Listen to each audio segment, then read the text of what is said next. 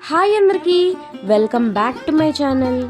తిరుమల కొండలపై కొలువై ఉన్న అఖిలాండ కోటి బ్రహ్మాండ నాయకునికి సంబంధించిన ముఖ్యమైన విషయాలను అలాగే ఆసక్తికరమైన సంఘటనలను ఈ వీడియోలో స్వామివారి స్వరూపాన్ని డ్రా చేస్తూ మీతో పంచుకోవాలనుకుంటున్నాను.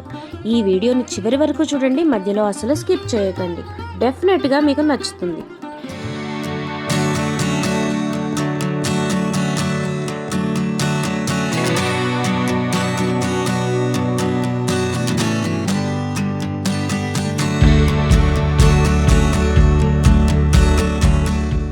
అసలు విషయం ఏంటంటే, స్వామివారి రూపం చెక్కు చెదిరిపోకుండా ఇప్పటికీ మనసులో అలాగే ఉండిపోయింది.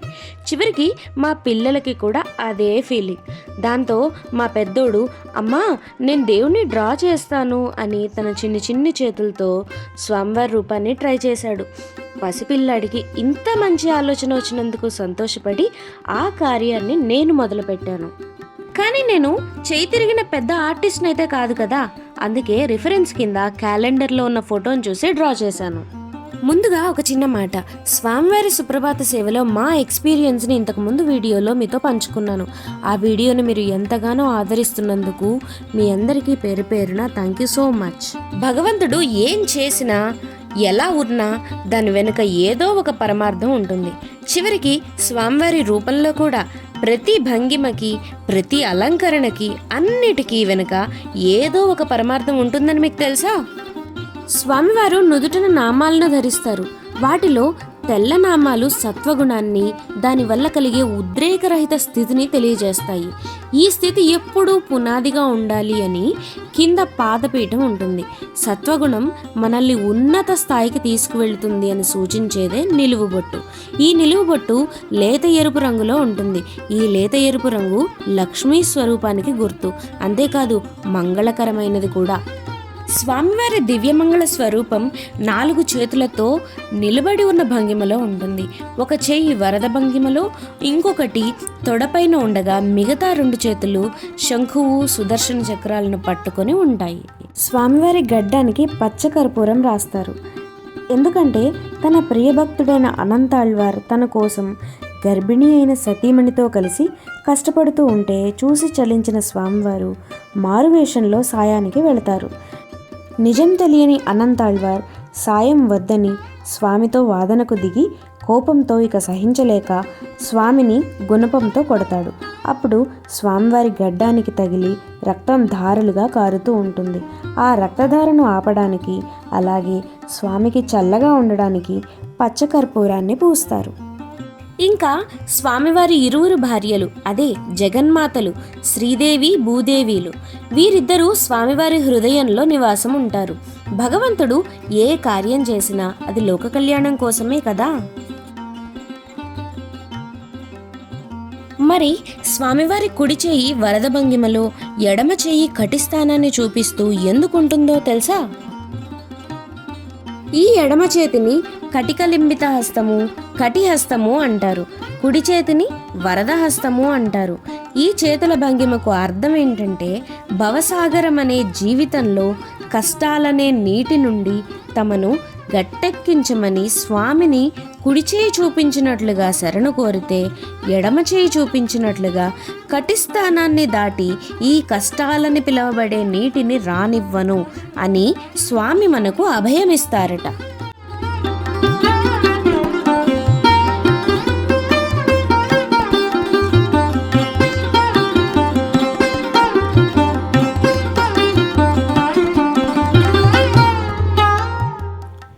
స్వామివారికి ప్రతిరోజు 100 అడుగుల పొడవైన పూలమాలను అలంకరిస్తారు. ఈ మాలను దాదాపు 27 రకాల పూలతో కడతారు. ఈ పూలని వివిధ రకాల తోటల నుండి సేకరిస్తారట. కొన్ని ముఖ్యమైన పండుగలు, ఉత్సవాల టైంలో మాత్రం ఇంకా ఎక్కువగా విదేశాల నుండి కూడా పూలను తెప్పిస్తారు.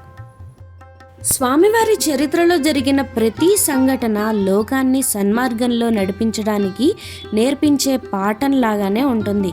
స్వామివారు కుబేరుని వద్ద అప్పు చేశారు. దానికోసం కలియుగాంతం వరకు వడ్డీ కడుతూనే ఉన్నారు. అంటే దీని వెనుక భక్తులు అప్పుల బాధలు పడకూడదని నిగూఢార్థం దాగి ఉంది. స్వామివారిని ఉత్సవ ప్రియులు అంటారు. దాని వెనుక కారణం ఏమై ఉంటుందో నాకు తెలియదు, కానీ ఉత్సవాలు జరగడం అంటే ఎంతో మందికి బ్రతుకు తెరువు దొరుకుతుంది. ఈ ఉత్సవాలపై ఆధారపడి ఎంతో మంది శ్రామికులు ఒక పక్క స్వామికి సేవ చేసుకుంటూ మరో పక్క తమ కుటుంబాలను పోషించుకోవడానికి జీవనాధారం పొందుతున్నారు. శ్రీనివాసుడు ఎప్పుడూ శంఖు చక్రాలను ధరించే ఉంటారు. ఎందుకో తెలుసా?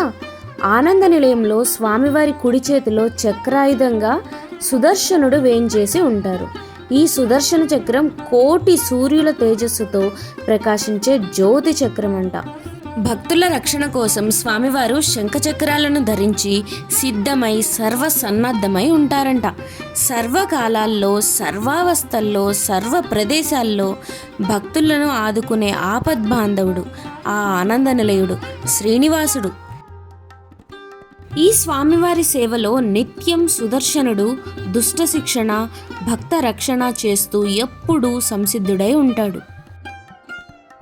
ఏ భక్తుడికైనా ఎక్కడైనా ఏదైనా ఆపద కలిగినా వెంటనే ఆ భక్తుడు గోవిందా, ఏడుకొండలవాడ గోవిందా, వెంకటరమణ, ఆపద మొక్కులవాడ గోవిందా, ఈ ఆపదను పోగొట్టు స్వామి అని ఆపద మొక్కులతో ప్రార్థించిన వెంటనే ఏడుకొండల మీద ఉన్న బంగారు మేడలో కొలువై ఉన్న బ్రహ్మాండ నాయకుడు భక్త రక్షణకై సుదర్శన భగవానుణ్ణి ఆదేశిస్తాడట.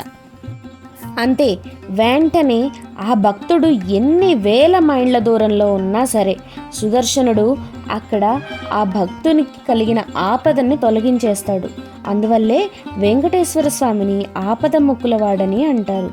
అలా వేడుకున్న వారిని రక్షించడమే స్వామి కర్తవ్యమట.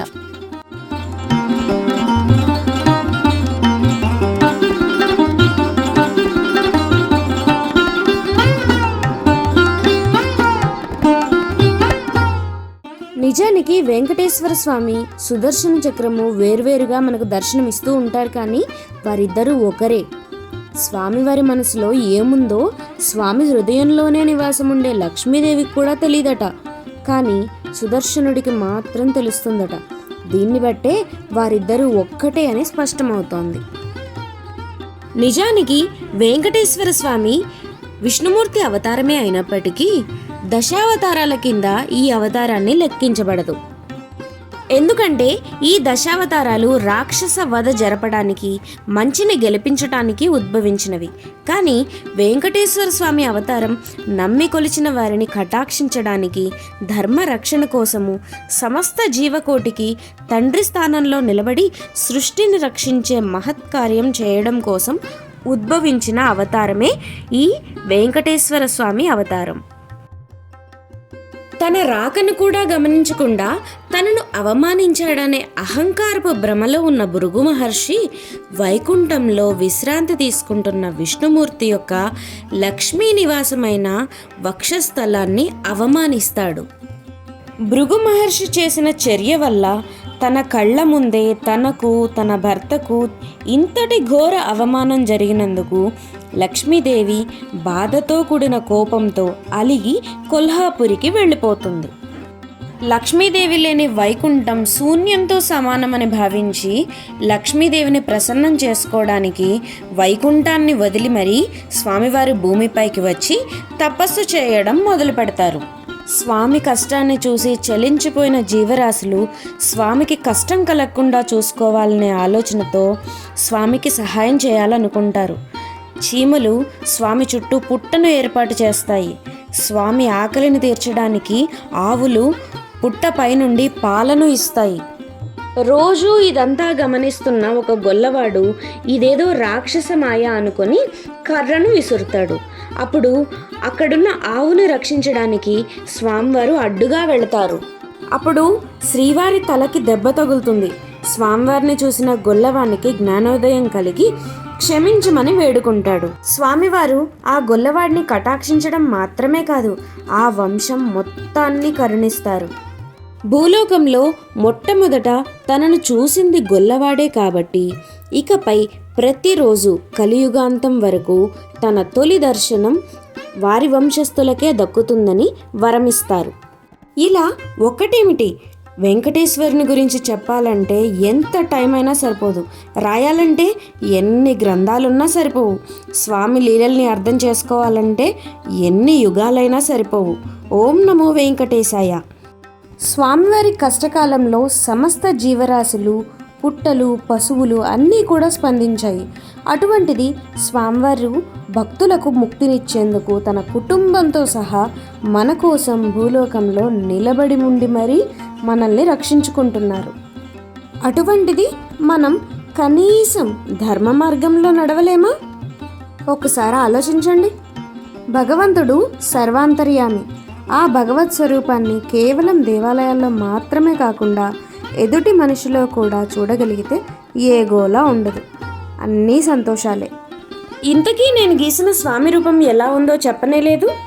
మీరైతే నా డ్రాయింగ్కి 10కి ఎన్ని మార్కులు ఇస్తారు? ఈ వీడియో మీకు నచ్చినట్లయితే లైక్ చేయండి, అందరికీ షేర్ చేయండి. అలాగే మరిన్ని ఇన్ఫర్మేటివ్ వీడియోస్ కోసం మా ఛానల్ని సబ్స్క్రైబ్ చేసుకోండి. మరో మంచి వీడియోతో మళ్ళీ మీ ముందుకు వస్తాను. అప్పటి వరకు బాయ్ బాయ్.